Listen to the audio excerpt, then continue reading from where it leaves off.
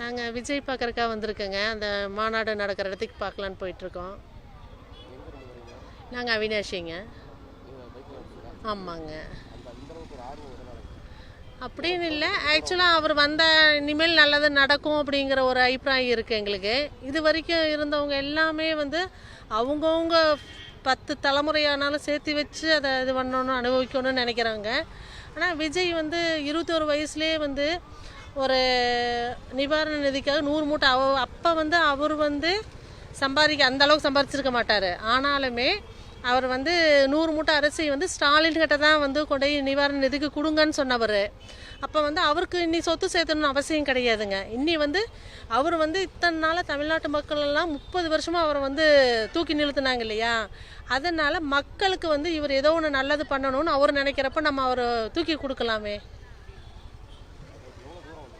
நாங்கள் ஒரு 30 கிலோமீட்டர் வந்திருக்கோங்க.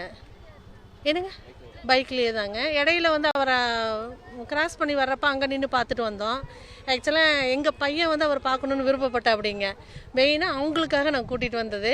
நாங்கள் இடையிலேயே ஒரு இடத்துல பார்த்தோங்க அவரை. கொஞ்சம் காரை நிறுத்துனாங்க. நிறைய மக்கள் இருக்கிறனால கார் அங்கே ஸ்லோவாகி கொஞ்சம் அப்படியே பார்த்து தம்பி வீடியோ கூட எடுத்திருந்தேன். எனக்கு நான் பார்த்தனே இல்லையே, எங்கள் பையன் பார்த்தது எனக்கு ரொம்ப சந்தோஷம்.